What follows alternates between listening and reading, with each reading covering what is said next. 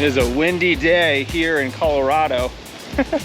I just finished a beautiful, easy run here in the woods, and I was thinking a lot about the Strength Running podcast and how I've been working so hard at bringing some of the biggest names, not just in running, but also in sports psychology, in physical therapy, in coaching, and in strength training, to help all runners level up their training and really take their running to the next level.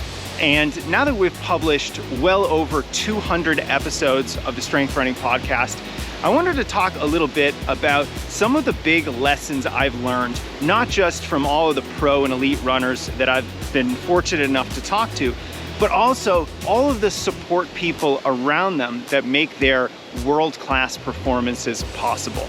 So in this video, I want to talk about 5 of the biggest lessons that I think we can pull from the world of high performance, so that us recreational runners can pull these lessons into our own training. We can benefit, get a lot better, and improve our own performances.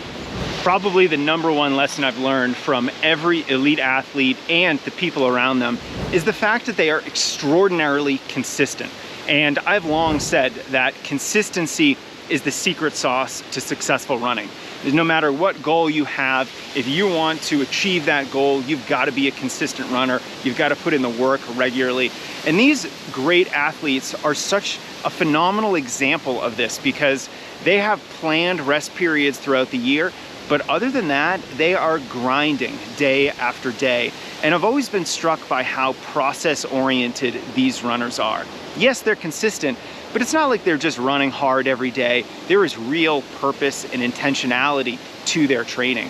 And I just love seeing how consistent they are, not just with the hard work, but also with the easy work. They consistently take recovery days. They consistently take naps. They do so many things around their training to make that training possible. And that includes a lot of recovery strategies. It includes a lot of training strategies to get the most out of their body.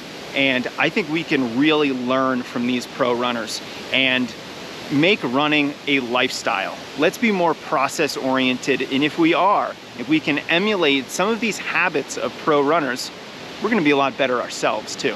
Now, the other thing that I love about pro runners is that they run fast regularly, but they don't always run hard regularly. And there's a big difference between running hard and running fast. And whenever I talk to a pro runner or their coach and I get a sense of their training schedule, they are touching speed most days of the week. Even if that's only strides, if it's hill sprints, if it's a relatively easy workout, maybe they're just doing a little bit of work at, say, their goal marathon pace, which isn't super challenging. But nonetheless, they are touching speed regularly. And I've helped thousands of runners over the years, and it's very interesting. Most runners aren't running fast more than, say, once a week. And a lot of runners don't run fast very regularly at all. And I think that we can upend this paradigm, incorporate more speed into our training in a safe way. And if we're very consistent with it, and if we only incorporate just a little bit of speed, we're going to be a lot better, because we have to get better at running fast, which is a skill. It requires a lot of coordination, and if we're not practicing that highly coordinated movement more regularly, we're not going to be able to run fast with any kind of proficiency. And I don't want that to happen to you. So if you're not yet running strides, if you're not yet doing a weekly workout, I think that you're shortchanging yourself as a runner, and we can do better. We can improve your training. So let's learn from these pros and touch speed, not necessarily run hard, but touch speed most days per week. The other thing I've learned from pro runners is that they do run a lot. Now, this probably isn't surprising to you, but pro runners run relatively high mileage. Now, low mileage pro runners maybe are only running 50, 60, 70 miles a week. But of course, then you have the high mileage outliers doing 120, 130 miles a week. Of course, most of us can't run that much. It's extraordinarily difficult, and it's not our jobs. We're not prioritizing this level of mileage over our jobs, our families, our relationships. But the lesson here is that if you want to reach your potential, if you actually want to become a good runner, we do have to push the envelope when it comes to volume, when it comes to our mileage. So if you're someone who might be running 20 or 30 miles a week, there's a lot of improvement to be had if you were to safely get up to 40 or 50 miles a week. So it's just something to think about. If you want to get better, you can. Pro runners also prioritize strength training. Now, this also probably shouldn't be surprising because these pro runners are capable of some pretty amazing things. When you see a 10,000 meter athlete who can close the last 400 meters of the race in 53 or 54 seconds, that represents an extraordinary amount of strength and power. And then when you see runners like steeplechaser Emma Coburn, she's an amazing athlete. She's one of the best steeplechasers in the world.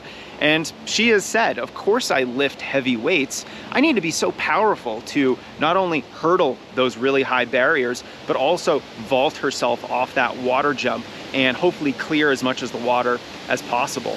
So it's very interesting for me to see marathoners, shorter distance track specialists, and even ultra runners really be consistent with strength training, not just to improve their performances, but also to stay healthy. And so if you want to improve your performances and stay healthy, a strength training habit is going to be a crucial piece of your training to implement. It's going to help you not only stay healthy, not only get faster, but it improves your body composition and it improves your running economy.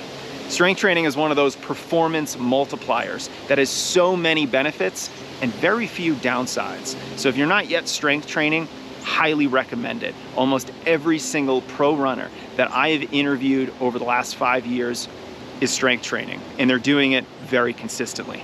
And probably the most clear thing that I have ever learned about pro runners is the fact that they don't do it alone.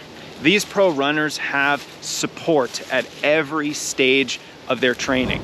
They are working with a coach. They likely have a strength coach or someone that they consult with. These runners also work with physical therapists, with sports psychologists, and they have a whole team of people around them who help them prioritize their performance, prioritize recovery, and really establish their whole life around their training. Now, we can't do that as recreational runners. That's not gonna work, but we can take a great lesson from all of this support that these pro runners have and get support when we need it. Don't put off seeing a physical therapist if you have an injury, or if you have some sort of small niggle, or if you have an injury that you might be able to self-treat. Let's aggressively treat that.